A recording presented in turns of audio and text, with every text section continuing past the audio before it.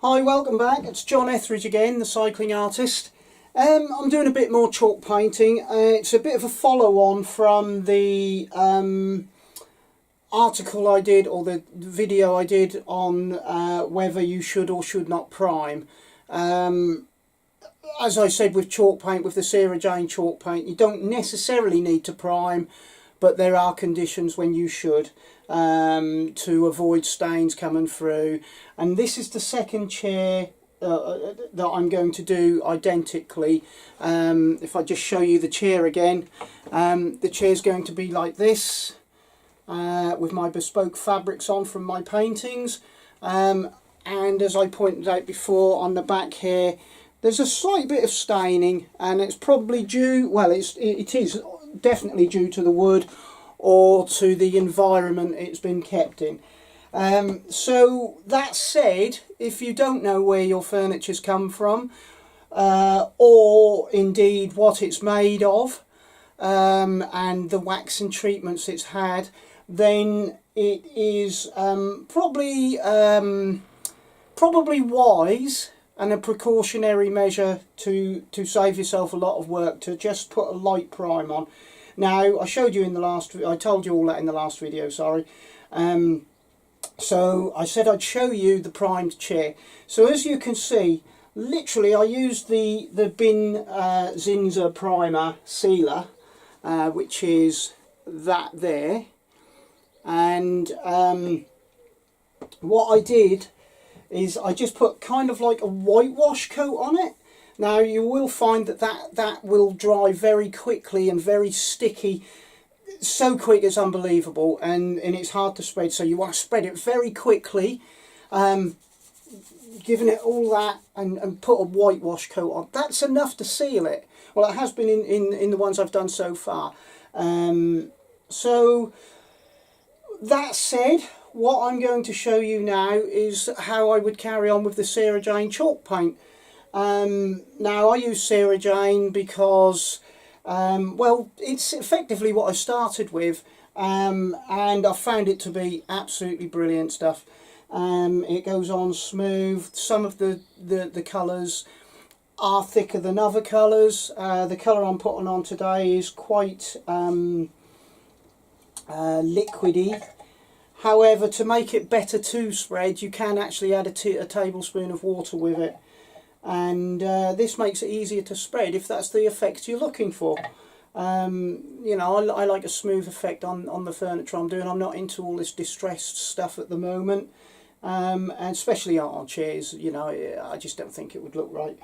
Anyway, it's more about me having a smart looking chair and more about showing off my artwork within the chairs. Anyway, I'm going to start laying on the paint, but what I would recommend first is that you really need to look at what you're doing and to work out what do you and don't you need on there. Well, I'm going to recover this, and I'm going to put another trim on it, a different cover as you saw, and a different coloured trim. Well, this trim on here is really kind of in the way at the moment. It's not going to do any harm if I started painting on there now, but if I want to really get into here, so that if, for argument's sake, I painted it, then took the trim off, and then wanted to put my own trim on, if I hadn't took this off in the first place, the chalk paint might not get up inside here, then I'd be left with a bit of a problem, because I'd end up with piney bits showing through, and I wouldn't want that. So remove what you don't want. I'm going to leave the seat cover on this one, so that's not a problem. But what you do find with these trims is that they're just glued on. You may find that one end might be generally tacked. That's to hold it in place while the gluing procedure takes part. Now, it's easy to get off. I get a pair of pincers, and I pull that end and literally just pull it off. There you go. And as you can see, there's glue under here. There's staples holding in this fabric. These frayed bits from the fabric, doesn't matter at the moment because I'm literally just painting. But you can actually see an edge. Right, now, like I said, when you go and put your own trim on afterwards, if you haven't took this off, you're going to end up with some of that edge showing, and you don't want that, because anyway, that's going to cause you problems. So just rip that off, and there is a staple in that end by the look of it. Generally people staple one end to hold it secure, so they can then get on with their glue and put it all the way around. So what we're ending up with now is, this doesn't matter, everywhere is primed as much as I need it to be, and now I can just go straight on with the Sarah Jane chalk paint, and it's ideal. Right, now as I said, you generally, I would put a thick layer on to begin with, and then end up with 2 thin layers by adding a tablespoon on each layer. But in this particular instance, because I've primed at this time, I'm just going to go straight on with a smoother, thinner layer. So I'm going to add a tablespoon of water to it, which is why I've got my trusty flask.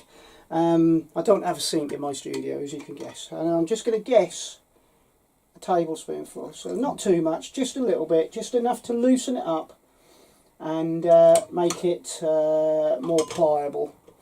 So you put that in, mix it round. I have had one crafter, actually the place where I buy most of my chalk paint from at the moment, which is Claire's Craft House. She sells the Sarah Jane chalk paint, so you know you can get it from many of them places, any of the 2 places. And you mix it in, and she just mixes the top part rather than mixing the whole lot. I'm not entirely sure of myself on that, so I'm going to mix it all in, and you'd be surprised just how more pliable it makes the paint. So give it a good old mix everything up.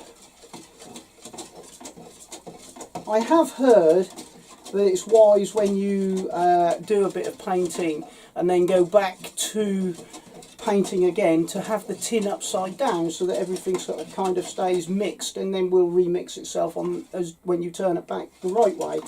I don't do that. I have a nice studio floor, and I don't trust the leaking of the tins. That's just me. I've never had a leaking tin yet, but why tempt fate? Anyway, there we go. I've had a good mix. That's as much as I need. And basically I get the Sarah Jane chalk paint. You don't need much, and you'll see just how well this spreads. Look at that, straight on. Look at that. Absolutely brilliant. Right, I mean, you're not going to cover all the wood right now because you're going to need another layer. But look, it's spreading. It's doing its job. And you just spread it out. Put a thin layer on. This is a very, very quick procedure, and like I said, I'm going right up into them nooks there, into all the nooks and crannies. When you've used the paint, you'd be surprised just how much paint is left in this brush. I mean, look, I've just painted all that, and I'm still going. It's not as thick as I'd want it to be, but it's there if you ever need to cover up any blemishes that you might have missed. So yeah, straight on. Straight on. Look how quick this is. Sarah Jane chalk paint is absolutely, I just love it. I've not had any problems with Sarah Jane chalk paint at all. The only problems I've ever really had is with the furniture itself.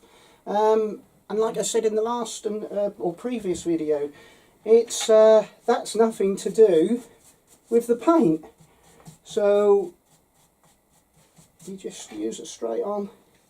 You can see how quick I'm being. I mean, I'm probably a bit careful to most people because I have to have a good coverage because of the sorry, not the technique I'm using, but the finish that I want. So if I was distressing this, I might not be quite so particular. So I'll just show you the other leg. and I think that's really all I need to show you, because it's going to be a bit boring watching me paint.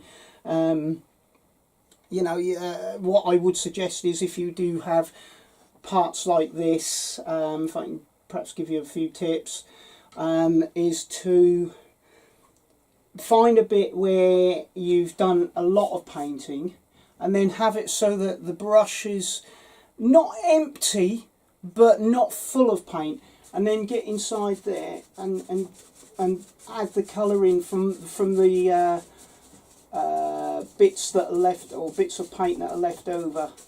Now the reason for that is because if you've got a lot of paint on it, this will actually what's the word I'm looking for? Not clump up, but you'll get big drips.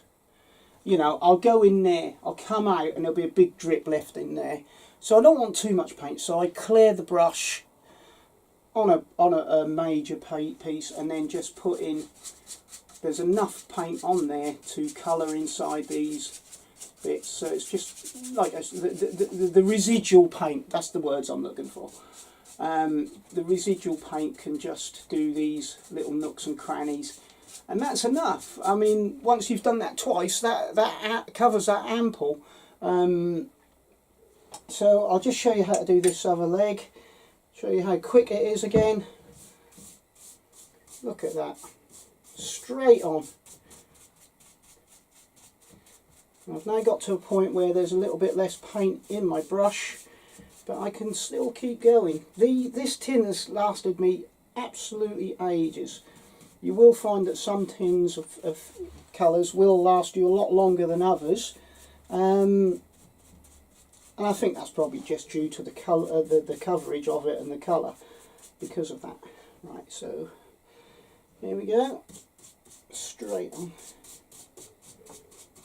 I mean, at this point, like I say, this is just the first layer, and there is going to be some of the underlayer showing through, but that's going to cover on the second layer on this chair, especially now I've primed it. If I hadn't primed it, I might possibly have needed a third layer. That kind of all depends on how dark the chair is to begin with. If it's a light pine, it covers better than what it would if it was a dark mahogany, for example. I suppose that stands to reason. But there we go. So it's as easy as that. It sticks a bit better once I've, well, I wouldn't say it sticks a bit better, but it seems to cover a bit better once I've primed it, because you've got the white base, haven't you? So, yeah, I mean, I don't really know what else I can tell you other than to say that the Sarah Jane chalk paint is brilliant, and just follow some simple guidelines to save yourself a lot of work. And that's not because of any of the paints, it's because of the furniture. So the furniture itself represents problems, the chalk paint, no problems whatsoever. Straight on, great finish, and in a day you could probably do the whole thing in a day. I have got to the point where I now leave it a day in between layers, just so it isn't too soft, because I can go back on it and brush it up again, which I don't really want to do. I'd rather save myself as much work as possible. So anyway, thanks for watching, and I'll see you in the next video. And the next video will be me re-upholstering this. I will have done both layers with the Sarah Jane chalk paint at that point. I will also probably have varnished it at that point. It literally is just the same procedure as what you've just seen.